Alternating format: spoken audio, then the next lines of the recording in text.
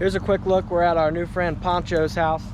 This is a Econoline 250, very similar to the one I'm hoping to buy today.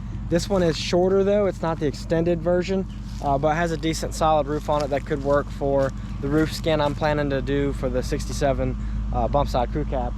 So we're not buying this. He said he would give it to me if I had a place to put all the stuff that's in it, but we don't have time to figure that out. He needs a whole new shed, and this is his shed right now, so we're gonna keep on going, buying the other one, but I want to show you his truck, which is the reason we stopped today. So Poncho's got his personalized plate here, and we've got a 72 Highboy full-wheel drive F250. This thing is awesome. It's got a little rust in it, but really cool truck. I see it from the road all the time and wanted to stop. It's the second time I've stopped. He wasn't home last time, but we've got a full-wheel drive manual. So y'all can see that with the glare. Really cool rig. Nice color on it. I can't remember the name of this color with the white top there, but beautiful truck. It's got Team Polaris on the back bumper, a bunch of other cool stuff, toolboxes. Still uses the truck. He said he's got about 11,000 in it between replacing the motor a couple times and just fixing the clutch and tires and all kinds of stuff, steering. So he's not wanting to sell it for less than that, but it is a really cool truck. I wanted to show you all that real quick. He was really nice, told us his whole life story and really enjoyed it. So beautiful truck. He's had it since the 70s, it sounds like, so it belongs right here, but it was cool to look at. So we've been out here all afternoon with TJ checking out this 1981 Ford Econoline. I'm looking at getting the roof for this thing for my bump side crew cab. I'll explain more of that later, but this is a pretty cool old rig. Got the white walls on it, and it's got a straight 6 300 in it. They're known for being very reliable but finicky, and we could not get the thing to start. Started off with a dead battery. We jumped it with the Bronco here for probably 20-30 minutes. It was completely dead, and then we figured out we weren't getting any fuel. It would run for a second off ether, but never would prime. So we've got, the guy has already put a new fuel pump in it, a new fuel filter, and we are not getting any fuel from the tank. We've added fuel to it. It's reading a quarter tank, and we put like 3 or 4 gallons in it. So nothing was working from the tank, so we decided to disconnect this hose here from the fuel pump, and we ran it off of this water bottle, which turned the fuel very nasty color. So we got bad gas in the tank, and just the hose itself is deteriorating.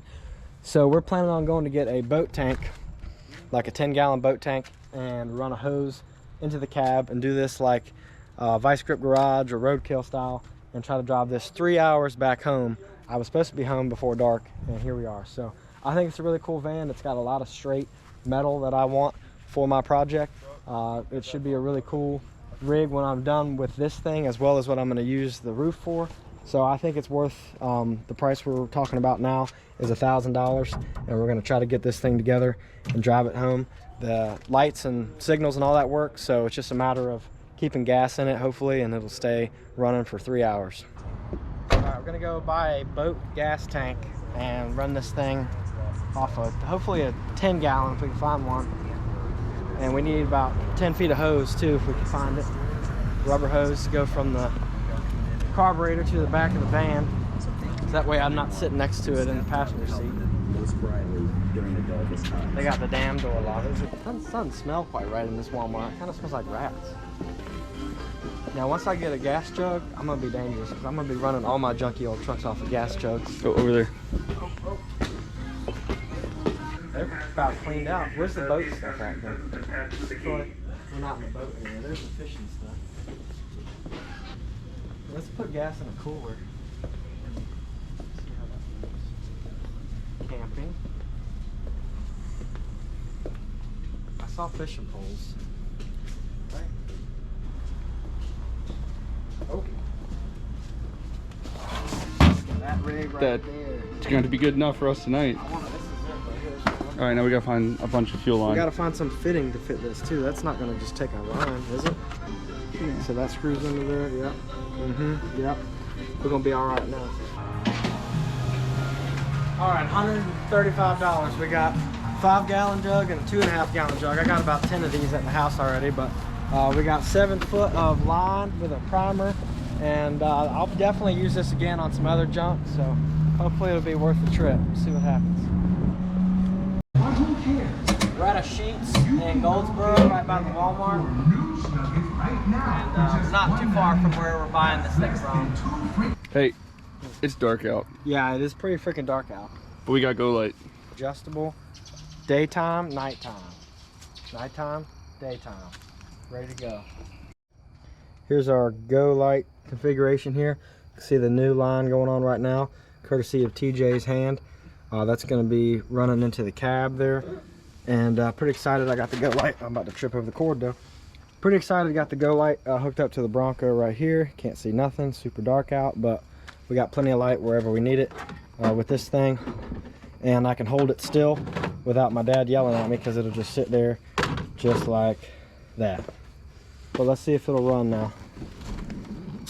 Little ether in it.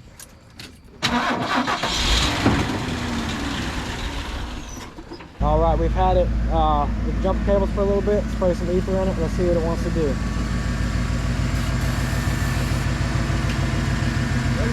Yep.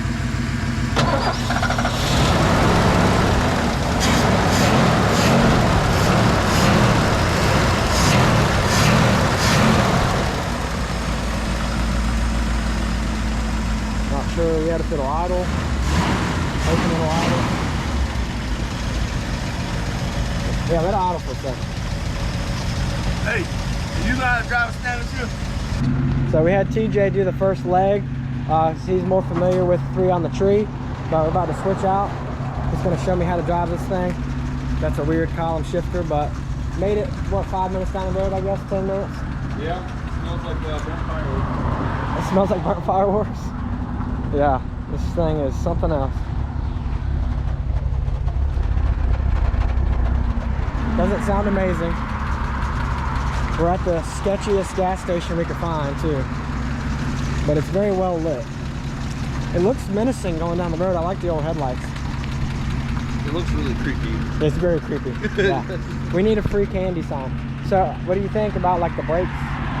Everything seems like it works great. Okay. It's got a lifter tick. Yeah. The clutch doesn't engage until you're halfway off of it. Okay. Let's see what else. It drives really smooth after you get in 3rd gear. Okay. Before that, it not sucks. so much. Yeah. Okay. Well, it's cold out here. I'm still wearing shorts and a t-shirt because this was supposed to be a daytime thing, and now it's cold out here. So yeah, show me how to do this. Show me. I've had all my manuals have been like floor shifts. This one is 3 on the tree. So you got to pull it in real tight. That's first. Close to you and down first. Yep. Okay. Up is reverse. Okay. So yep. You're gonna go first, middle, and you got to push away from you. Second. Okay. And then 3rd. Okay. And third's like, 3rd isn't like a normal 3rd. It's more of, this is a 2-speed with a 3rd gear overdrive. So if you're not screaming in 2nd, and you put it in 3rd, it wants to die. Okay. So like I didn't shift it out of 2nd until like 45, and it did okay there. Okay. But I did it down at like 30 miles per hour, and it almost shut off. Didn't like running a 3rd gear. Okay. But so it smells really, really bad. Yeah, it does. So close to, like towards you and down. Here's a tick. Yeah, it's ticking bad. Yeah. So pull it towards you and down is first. Yep. Towards you and up is reverse. And the clutch doesn't release until you're right about here, and then it starts to engage. Okay. So you have to really like cranny shift, rev up, and then like you can't pop the clutch. You gotta like, it makes you feel uncomfortable. Okay. You're like, is it ever gonna start moving? And then it just slowly goes. Okay, so I got where first is, and then it's 2nd is away from you and forward. So like you're gonna go first, middle, push away from you, 2nd. It's really hard to feel. Okay. All right. I heard you grind them once. So. That was me trying to thought I was going to 2nd. It slipped out and engaged reverse. Oh, that was that. Okay, gotcha. And I'm just an idiot. Yeah, that's fair. Well, look at this thing. We got so much real estate here. We could put so much stuff in here. But what's super comfortable, and I forget about this on Vans, is when you're driving, when you're done, it's great. Gear, you can just like kind of keep your foot back here. You got all this space. Man, it's the perfect vehicle for your Red Bull. If I was a little bit shorter, I could just... Yeah, and then you need more trash there. Just put that right there. Put that anyway. You got any candy? Hey sir, you got any candy? I got 10mm sockets. Best I can do. All right, I'll hop in.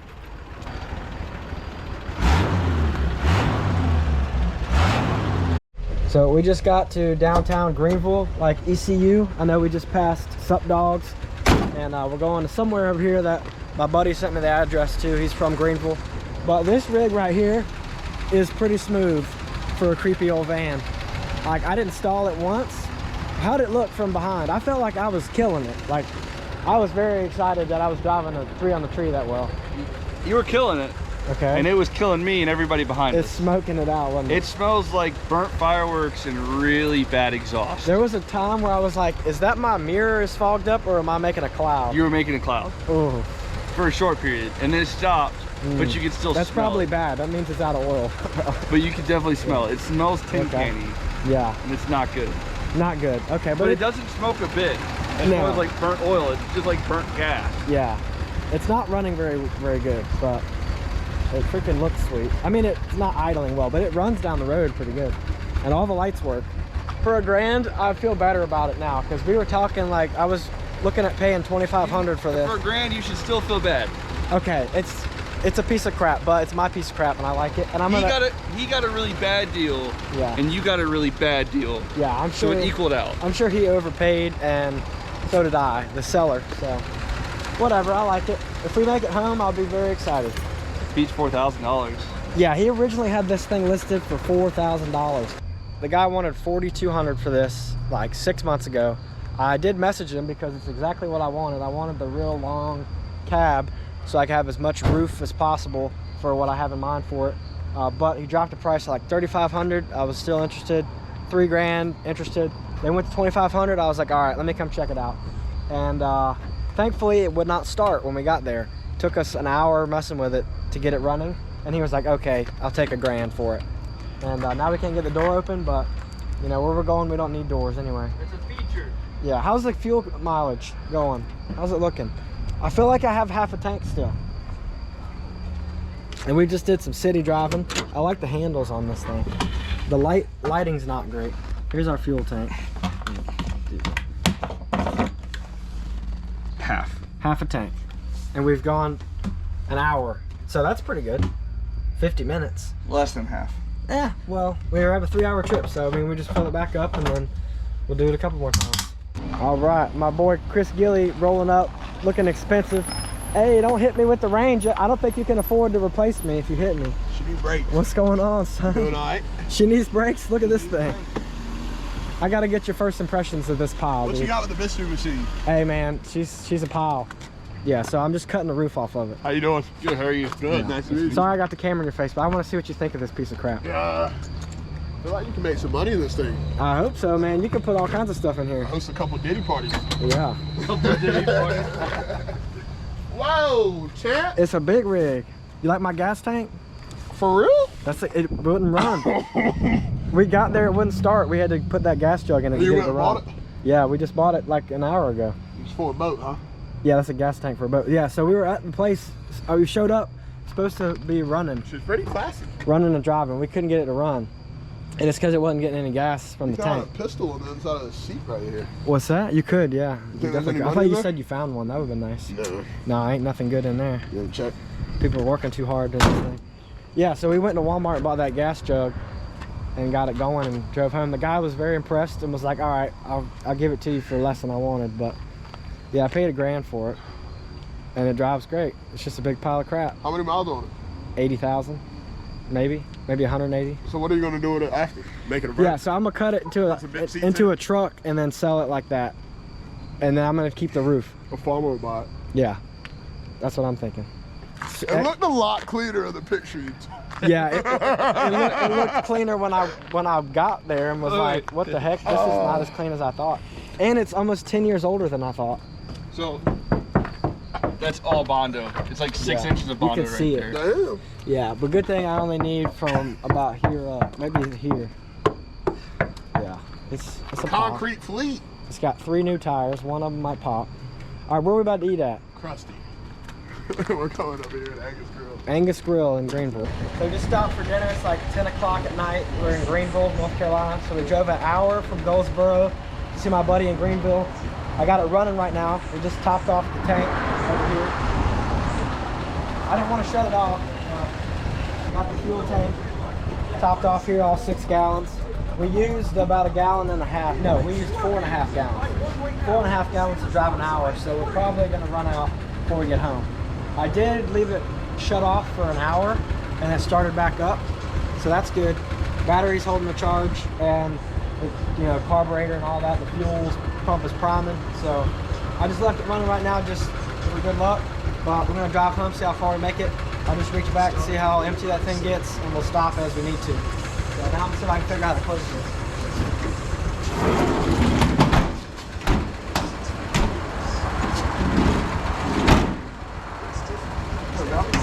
There we go. All right, let's get to the house. Runs like new. We are cruising, boys and girls. 55, no sweat, got high beams. Turn them on and off on the floor. This thing's ready to go.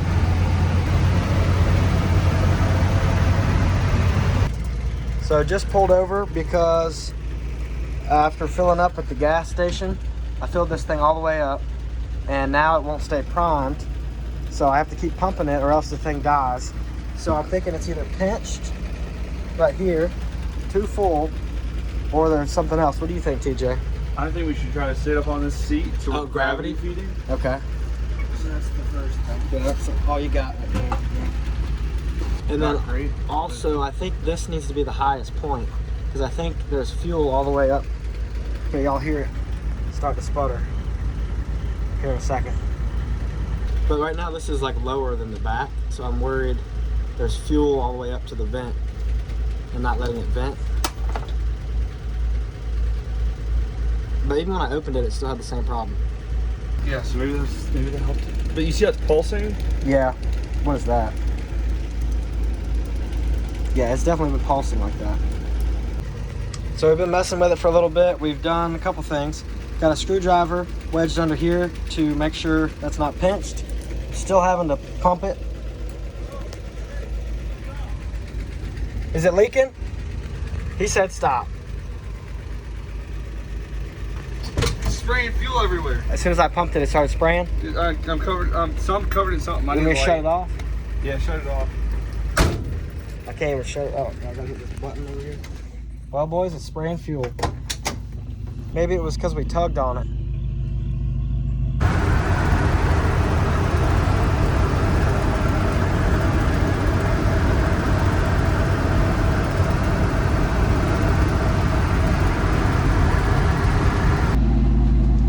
So we are checking the oil right now, just for fun, but I've had to pump the bulb on the gas jug for an hour. It will not run at all without that. I think the fuel pump's going bad. Try to figure out if it's a weird vacuum thing or something with the tank, because I filled it up completely full and then it died after that. Realized it wasn't staying primed. But even with 3 gallons out of it, it's still not getting any better. So I don't know if I messed up the tank somehow or if I overdid the fuel pump and now it's pissed off, but it ain't working right. Oil is oily, so that's good. This dipstick is 20 feet long.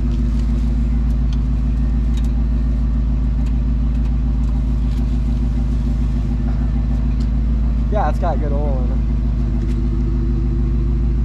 Yeah, that's good. Might be getting kind of hot, but at least it's a cool night. And we're going 60 miles an hour, no problem. Except I'm pumping the bulb constantly, so it's annoying, but we're just gonna keep going like that, see how it goes. Your right arm's gonna be jacked. Yeah, I got to the point where I switched arms, and if you ever see, it pulls a little bit to the right. So if you notice me behind you, like veering off to the right, it's because I'm switching arms. But it's not been too bad.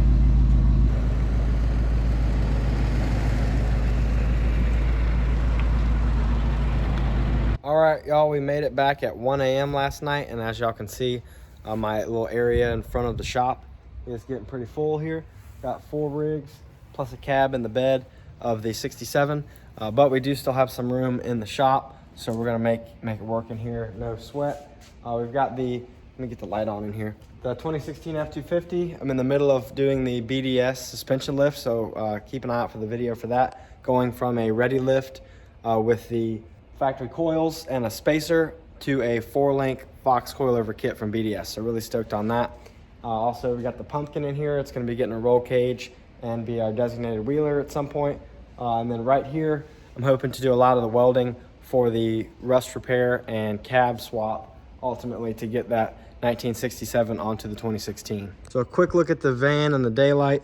This thing is pretty clean. I like, you know, the white wall look it's got going on, hubcaps and everything. It's a neat looking old rig. It is definitely creepy. It's a white van, you know, but I like the door handles and everything. 1981. It's got nice feel to everything. You know, it's very solid.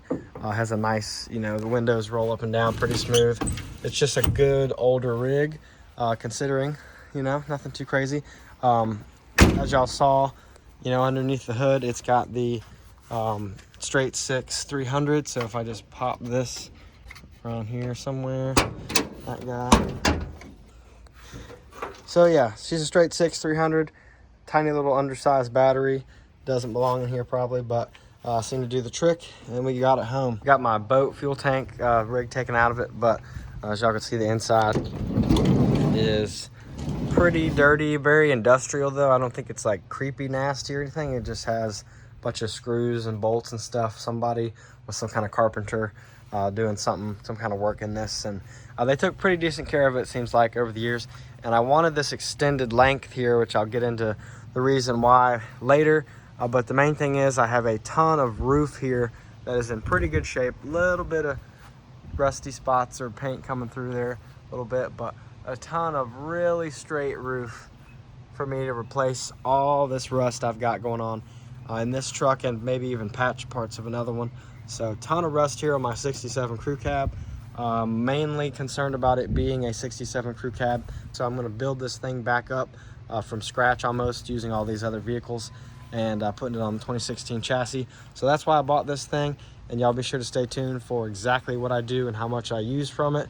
It should be a ton of real estate, it's like a 20-foot roof on this thing, and I'm really stoked on it. So that's gonna do it for this video. Let me know in the comments if you would have spent $1,000 on this thing just for the roof, and then driven it home 3 hours in the middle of the night with a boat gas tank. My buddy TJ was telling me, like, dude, just let the thing go. It's not starting, it won't stay running. Like, just leave it here. And I was persistent, and we ended up getting the price down from $2,500 down to $1,000, because the guy could tell I wanted it and that we were gonna do whatever it took to get it home. So I'm glad I got it home, and I paid less than I planned on it. A little bit extra money in the budget for, you know, paint and, you know, powder coat and who knows what. I did just drop off some stuff to get powder coated for the 2016 truck. Stoked on that, so make sure you come back, see how that looks. That's gonna do it for this video. Thank y'all so much for checking it out. I'm really excited. This van has been part of my plan for a long time, getting that 67 done, and I'm walking through the Nats right now. So y'all please subscribe. Make sure you come back and check us out on all the social media platforms. Grappaholics is everywhere. That's gonna do it for this video. We'd like to thank y'all for checking it out. Be sure to come back, and you ready to get out? That's all we have to say about that. All right, thank y'all.